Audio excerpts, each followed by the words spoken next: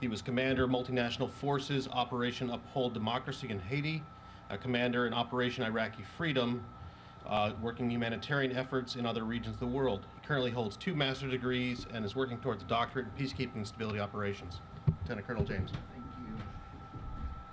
you. First of all, I'd like to apologize for being late. I left an hour and a half early. Evidently, that wasn't enough to get from the Pentagon to here. And I'd like to thank IPOA for having us over to speak with you.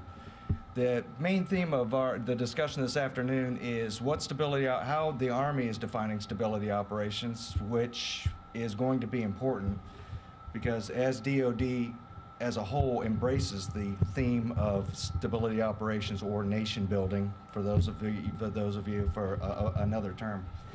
The Department of the Army is going to carry the brunt of that load, clearly 80% of the effort, because it is a boots on ground or it is a person-to-person effort.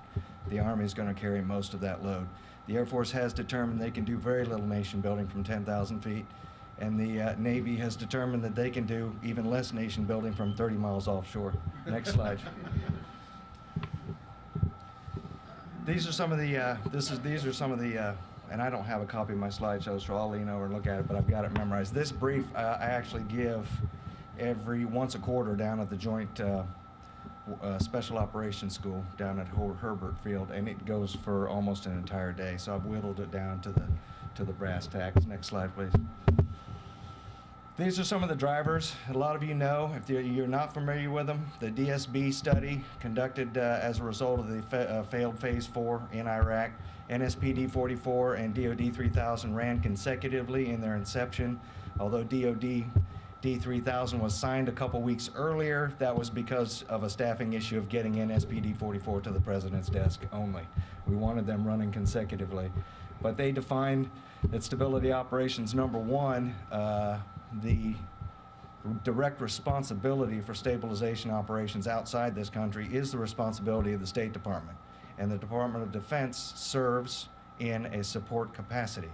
DOD 3000 is very significant because it mandated stability operations as a core military mission, and we'll go into that on the next slide. These are some of the reasons we feel that it's extremely important. If that's a build, go ahead and hit the next one. DOD 3000, if you read up top, that's the meat. It says that stability operations will be treated as a core military mission to be treated as comparable as combat operations, and we are now planning so accordingly. The other caveat at the bottom is, oh, by the way, if no one's capable of showing up to support the effort in a civilian capacity, DOD, you get to do it all, okay? So we're planning for the worst case scenario, although we are working diligently with the interagency, the NGOs, the IOs. We do look at this as a whole of national effort, bringing all of the elements of national power to bear. Otherwise, a stability operation in our minds, a stability operation will fail. If you expect DOD to do it and you expect them to do it on their own, we've already lost. Okay, that is our mindset. Down at the bottom, the real reason we're interested in this, and the next bill, please, is historically, since the fall of the wall and the Soviet void caused instability really globally, a great deal of instability, the numbers have taught us that stability operations are 6 times more costly in terms of lives than combat operations, and 5 times more costly in terms of resources than combat operations. So we have a great desire to get this right, and the bottom line is our natural and our precious treasure that we're sacrificing in these efforts. Next slide. Doctrinally, this is how the Army has set up stability operations. Up at the top is our capstone doctrine, FM 3.0, and we'll get into that later, but we've retitled that document Full Spectrum Operations, and it plugged in stability operations as a core military mission. Now, when I say core military mission, there are only 3. As far as the Army is concerned, there's only 3 core missions. There's offense, there's defense, and as of 48 months ago, there's stability operations. For the first 230 years of our existence, we got along just fine with 2 core missions, offense and defense.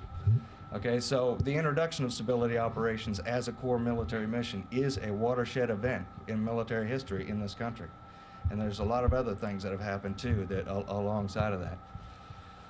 As we said, what the graphic tells you is that the Capstone Doctrine 3.0, number one, defines what our core military missions are. All other doctrine, all other operations, everything from major combat operations to stability operations to urban warfare to jungle warfare to irregular warfare, all support the core military missions that the Army has defined as offense, defense, and stability operations. All other operations will support those operations. Next slide, please. This is how old our Capstone Doctrine is, FM30. It's over 100 years old, 102 years old if I've done my math right.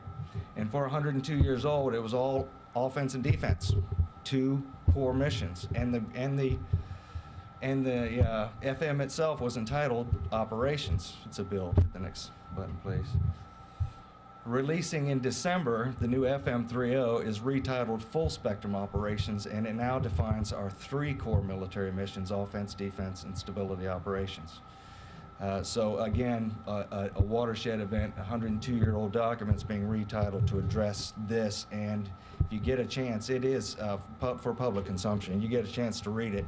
The introduction talks about nothing but stability operations and really prioritizes things for the Army. Next slide. This is what a core military mission is. Go ahead and hit it. It's a build.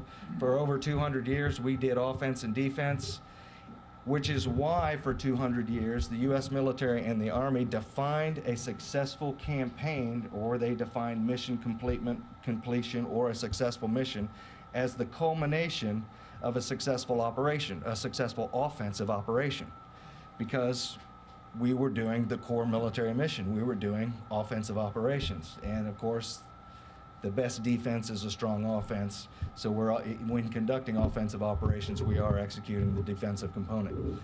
So for 200 years, we defined mission accomplishment and military termination mission success at the culmination of a successful offensive operation. Time to pack up and go home. Hit the button, please. With the introduction of stability operations, it changes things significantly. No longer, after the 2 weeks we spent in Desert Storm and the less than 2 weeks it took us in Operation Iraqi Freedom to remove the military, that was the culmination of a successful operation. After the 13 days, we have been engaged for the last several years in a stability operation in Iraq. That's what it's going to look like in the future. That's what stability operations are going to look like in a contested environment. Okay? So we no longer define the culmination of a successful campaign as the end of mission, which we did in Iraq, because the DoD 3000 was not in place. It was not a core military mission. In fact, stability operations was not part of our mission set at all. It was not a requirement by the Department of Defense. So now when we finish our offensive operations, well, we've got our cultural change, and our challenge in our office is to change the mindset of the U.S. military. Okay, guys, we've finished our 2 weeks of combat. Now it's time to roll up our sleeves and do 7 to 10 years of the hard stuff. And that's the cultural shift in the U.S. military. So no longer is success defined as the culmination of a successful operation. Success is defined as reinstalling governance, revitalizing the economy, reestablishing civil security, civil control, reinvigorating local infrastructure, and then transitioning to the interagency and the civilian component, who will then transition over to local, I don't know the right PC term I use, into the indigenous population. Some people pull to a hover, but they are, so get over it. Next, go ahead, next build.